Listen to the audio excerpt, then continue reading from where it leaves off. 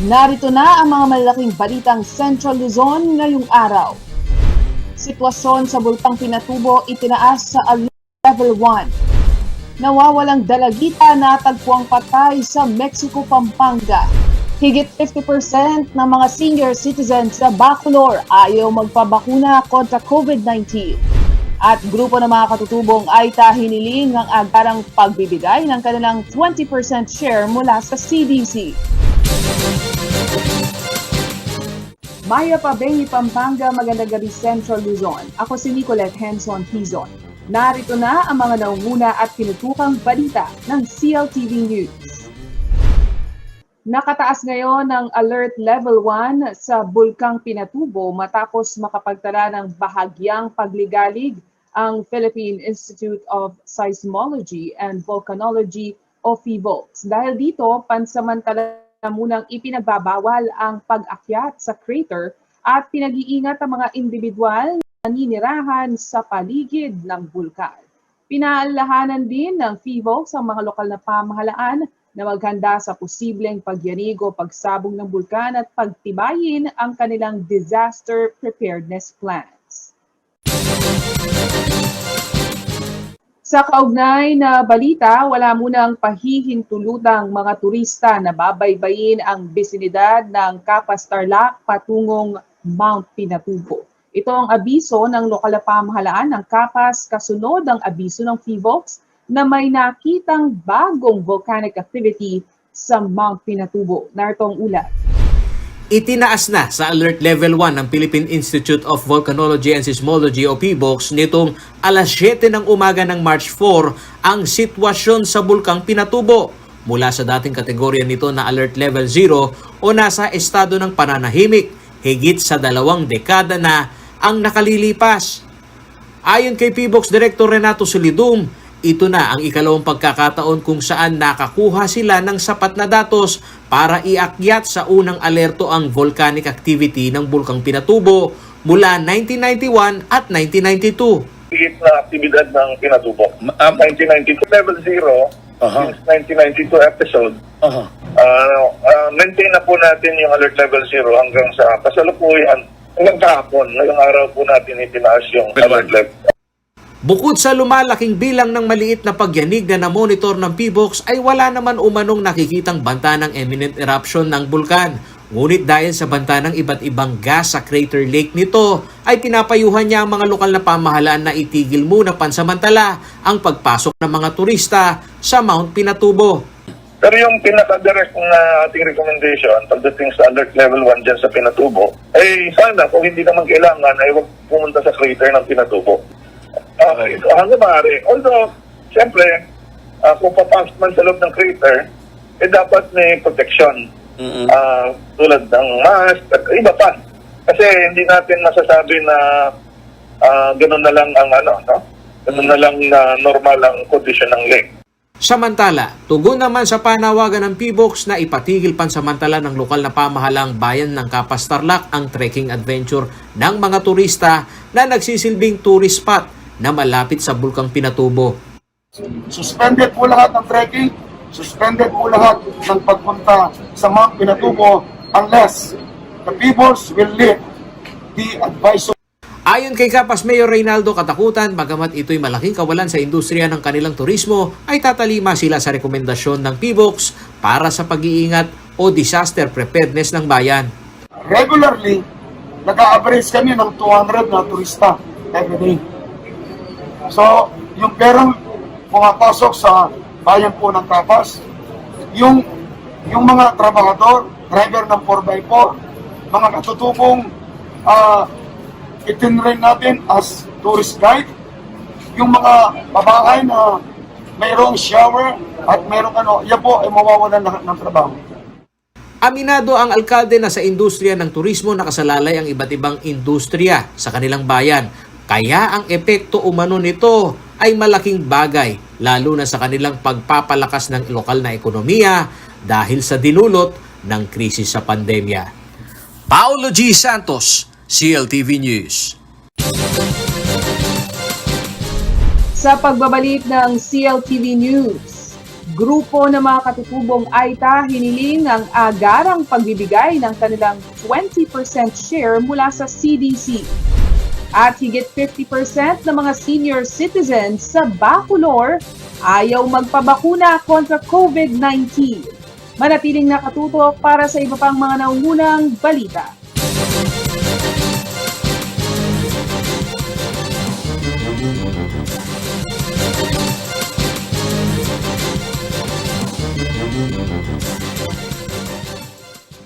Nagbabalik ang CLTV News at sa iba pang mga nangungunang balita ngayong araw.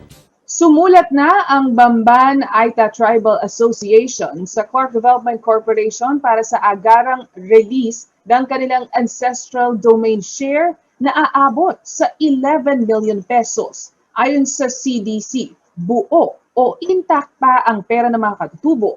Subalit kailangan munang maayos ang tribal dispute sa pagitan ng Bamban Aita Tribal Association at ng Mabalacat Aita Tribal Association na parehong nagnanais kumuha ng naturang pera. Ang detalye sa report ni Rainiel Pawid. Sa isang opisyal na pahayag ipinaabot ni Tribong Aita at Bamban Aita Tribal Association Chairman Oscar Rivera kay Clark Development Corporation President Manuel Garland ang request sa agarang release ng kanilang share mula sa CDC. Sa ilalim kasi ng isang joint management agreement na nabuo noong 2007, mayroong 20% share ang Aita community sa Clark sa revenue o kita ng CDC. Tiniyak naman ng Clark Development Corporation na intact o buo pa rin ang 11 million trust fund ng mga Aita sa Clark.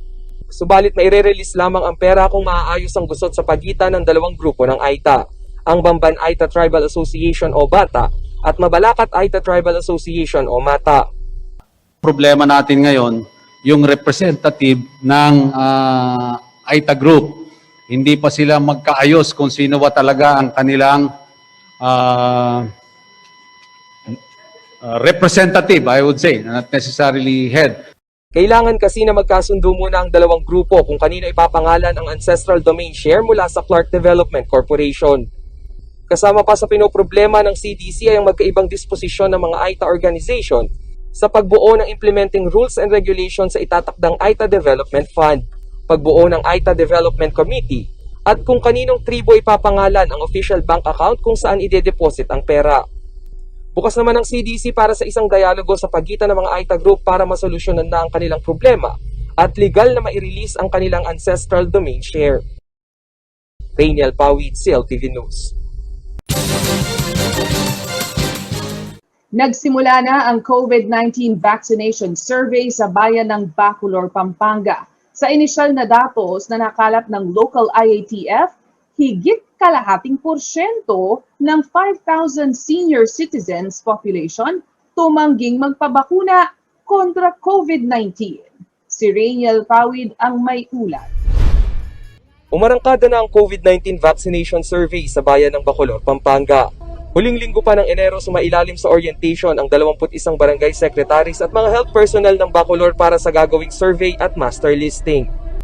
Dito tutukuyin kung sino-sino ang mga nais makatanggap ng bakuna at kung sino ang mapabibilang sa priority list. Pero nitong March 3 may idinagdag ang Department of Health sa COVID-19 survey form na pinagmula ng pagkalito sa mga sekretarya ng barangay. Sa bagong form, kinakailangan kasing tukuyin kung anong sektor na bibilang ang mga residente. Kaya naman ang barangay secretary ng Duwat na si Irene Manalili, kahit tapos na sa survey, kinakailangan muling balikan ang kanyang mga kabarangay para sa karagdagang detalye. Kahit na 100 residente lamang umano ang kanyang babalikan, doble trabaho pa rin ito para sa kanya. Actually po yung pong master list, okay na po yun. Kaya lang, merong aayusin lang po dun sa binigay na template sa amin. Sana po ayusin po nila kasi unang-una, hindi lang po yun yung trabaho namin.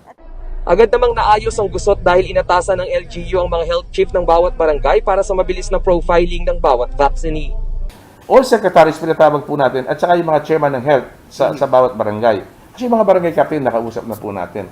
So na yung preparing for the final list to be submitted to DOH para makisama sa mga priorities kung sino may i-inject at mababaksin sa ating mga kababayan. Ayon sa initial survey ng lokal na pamahalaan, higit 50% ng 5,000 senior citizens sa Bacolor ay tumangging magpabakuna kontra COVID. Kaligtasan ng bakuna ang pangunahing rason kung bakit tila ilag ang mga nakatatanda sa pagtanggap ng anumang COVID vaccines. We are asking them directly. Talagang ayaw nila. Kung magtaas pa ng kamay, nakaganon lang. Ayaw pang ipakita. Lampas kalahati po ba? No. Yeah, more than a half ayaw nila. Nirerespeto naman ng local IATF ang desisyon ng bawat mamamayan kung nanaisin itong tumanggap ng bakuna. Pero kanilang paglilinaw, ito ang pinakamabisang sagot upang maiwasan ang pagdami ng kaso ng COVID-19. Naghihintay pa rin ng petsa ang Bacolor IATF para sa pagdating ng bakunang manggagaling sa provincial at national government. 20 million pesos din ang kanilang budget para sa procurement ng vaccine sa oras na kulangin. Base sa latest COVID bulletin ng Bacolor, 155 na ang naitalang confirmed cases sa bayan. 7 ang active, 141 ang recovered, at 7 ang namatay. Rainiel Pawid, CLTV News. Sa pagbabalik ng CLTV News, nawawalang dalagita na tagpuang patay sa Mexico, Pampanga. At Mayor Reycat nagsampa ng cyber libel sa mga nagkakalat na siya ay land grabber. Manatiling nakatutok, magbabalik ang CLTV News.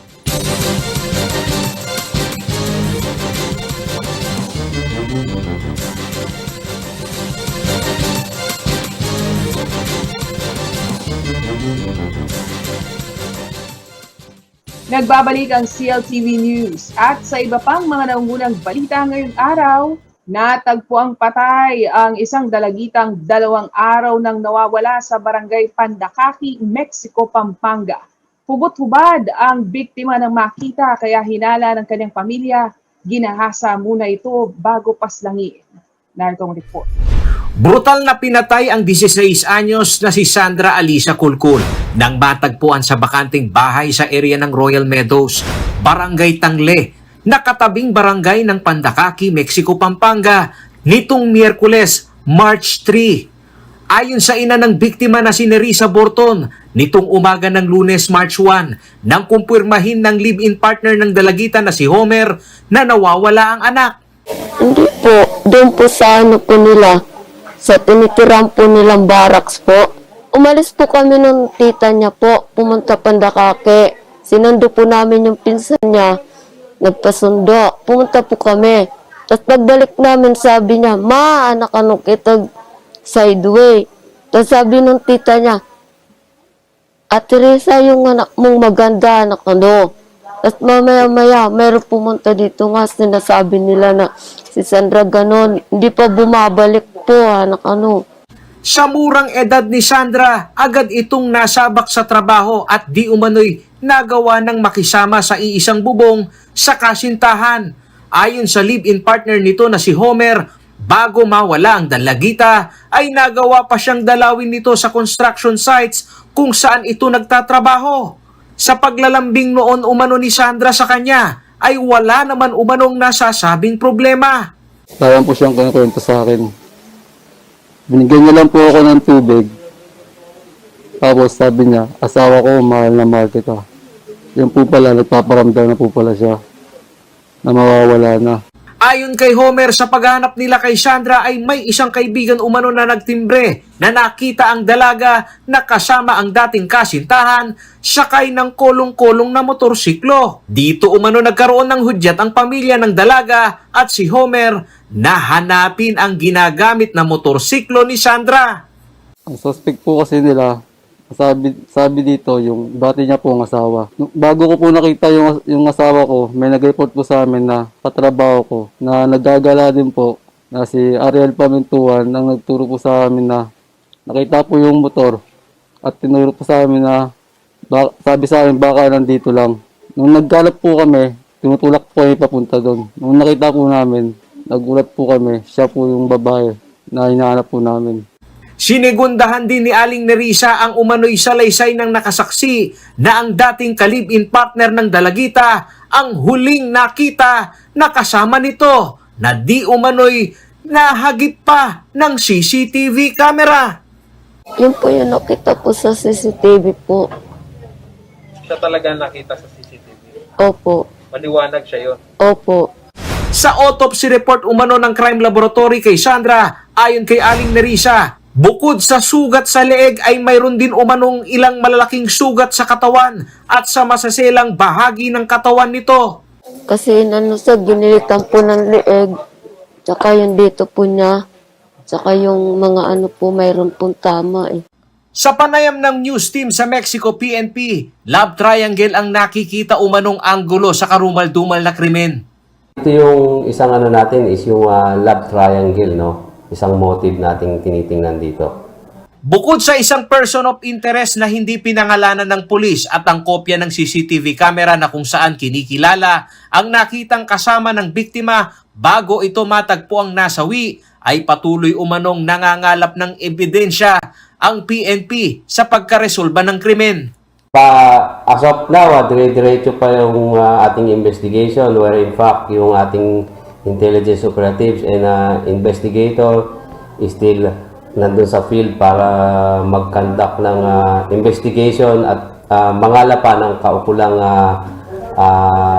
mga witness. Samantala, ang panawagan naman ng pamilya ni Sandra, Hinihingi ko lang po sa mga witness, sana maglakas loob po kayong lumantad at masabi ninyo ang totoo, ang lahat na nangyari, para naman mabigyan ng hustisya ang pagkamatay ng aking pamangkin. Lalo na sa nangyari po sa kanya, masyado pong napakabrutal ang ginawa, parang ginawang baboy. Paulo G. Santos, CLTV News. Tinuluyang kasuhan ng cyber libel ni Capas Mayor Reynaldo Katakutan, sina Pyra Lucas at ang magsasakang si Froilan Apostol na naglabas ng expose sa social media na pinararatangang land grabber ang alkalde. Git niya ang mga promotor umano sa malisyoso at walang basihang alegasyon ay kailangang bigyan ng leksyon. Narito ang report. Tinuluyan ng sampahan ng online libel ni Capas Tarlac Mayor Reynaldo Katakutan, si Pyra Lucas at ang senior citizen na si Mang Froilan Apostol, ang isa sa claimant ng ilang ektaryang lupain sa barangay Cristo Rey sa naturang bayan. Sa 6 na pahinang complaint affidavit ng alkalde, pinupuntirian niya ang inilabas na video interview ni Pyra Lucas sa kanyang social media page sa Facebook na nagsasagawa naman ng panayam kay Mang Froilan nitong February 28. Dito na isa publiko umano ang malisyosong paratang ni Lucas at Mang Froilan sa alkalde. Mayor Raycat, nakikita niyo po itong matanda. Matanda na po siya. Nate-terrorize pa po, nai-stress. Konting buhay na lang po siya. Pero bakit kailangan niya pong maranasan ang ganito? Giit ng alkalde, walang land grabbing at personal na pambabraso o harassment sa sinasabing lupain ni Apostol. Paliwanag ni Katakutan sa news team, nagtataka siya sa malisyosong panghihimasok ni Lucas sa usapin dahil tila one-sided lamang umano ito at hindi alam ang katotohanan sa usapin ng development sa naturang lugar. Puri ko paping ko na nung gagawa na ng taga-Mabalacat king Capas at Makialamia. Diba? Wow. O kaya mo natin yung Mabalacat.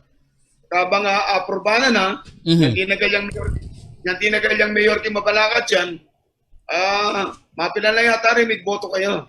Sinabi ni Katakutan na walang katotohanan na may personal itong interes sa higit 300 hektaryang lupain na dating O'Donnell Resettlement Area na noong panahon ni Pangulong Cory Aquino ay itinalaga bilang resettlement area para sa mga biktima ng pagputok ng Pinatubo. Pagbubunyag ng alkalde, family dispute sa land ownership ng pamilya Apostol ang ibinubunyag ni Lucas na ang katotohanan umano nito ay nanghimasok lamang ang syudad dahil sa ilang irregularidad sa pagtatayo ng infrastruktura sa pinag-aawayang lupa ng magkakapatid na Apostol. Gapon, ila mismo yung mengamkam. Okay. Yang magreklamo ito. Kaya magreklamo yung munisipyo, pintala na yung municipal engineer, uling atin lang tatalakad tatlong balik, kaya mismong gapuna. Nanong yan yung gawa na ng building officer. Yung talating site, kinandala, nung atin lang titulo, retang may kasali. Yan yung kinandala atin lang building permit, Kung yan yung gawa na ng municipal engineer, di na lang notice of illegal construction. Namitok ng la. No ka rin harassment. Giit ng alkalde na sa development ng lupain sa Barangay Cristo Rey ay wala itong interes kundi ang mga proyekto ng lokal na pamahalaan na pagtatalaga ng mga government center. At ang paratang umano na personal nitong kinakamkam ang property roon ay lubhang nakakasira sa kanyang pangalan kaya isinampa na niya ang kaso laban kay Lucas at Apostol. Bukas ang CLTV News sa panig ni Pyra Lucas at Froilan Apostol. Paolo G. Santos, CLTV News. Sa huling quarter ng taon, magbubukas sa publiko ang Santa Ana Arayat Bypass Road na susi raw sa lumalalang traffic situation sa naturang lugar. Malaking tulong din ang kalsada sa transportasyon ng mga agricultural products mula sa Nueva Ecija. Si Rayal Pawid ang may report. Sisimulan na ngayong Marso ang konstruksyon ng 2 km Santa Ana Arayat Bypass Road. Mayroon itong 235 million pesos na pondo at nahahati sa 3 segments. Sa huling quarter ng taon ay inaasahang fully constructed at magiging passable na ang daan. Mapapakinabangan ito kung start today, siguro in 8 months tapos na yan. Kung may kulang man yan sa may Arayat section sa Mangga Kakakutod, yan lulusot dyan. Tapos yun nga sinasabi ko, from here Santa Ana to Arayat, and then from Santa Ana to Mexico to Bacolor, San Fernando. Inaasahang maiibsan ng naturang bypass road ang araw-araw na traffic sa main highway ng Santa Ana. Sa oras na magbukas sa publiko, tinatayang 100,000 motorista at commuter ang makikinabang sa kalsada araw-araw. Malaking tulong din naman ito sa transportasyon ng mga agricultural product na mula sa Nueva Ecija. Ang dating halos 1 oras na biyahe mula Santa Ana patungong Arayat magiging 20 minutes na lamang. Yung traffic natin dyan maiiwasan na kasi yung manggagaling ng Arayat pwede nandito dumaan, hindi na sila dadaan ng bayan. Bukod sa bypass road, ngayong taon din sisimula ng konstruksyon ng 25 million peso worth ng legislative building ng bayan. Rainiel Pawid, CLTV News. At yan ang mga balitang nakalap ng CLTV News. Para sa karagdagan pang detalye, maaari niyong i-follow ang aming social media pages at CLTV36 Official, at CLTV36 News, at CLTV36. Kung nais niyong balikan ang mga programa ng CLTV, pwede niyong bisitahin ang aming YouTube channel at CLTV36 Official at ang aming website www.cltv36.tv. Kasama ang buong pwersa ng CLTV News and Current Affairs. Ako si Nicolette Henson Dizon. Maraming salamat at magandang gabi.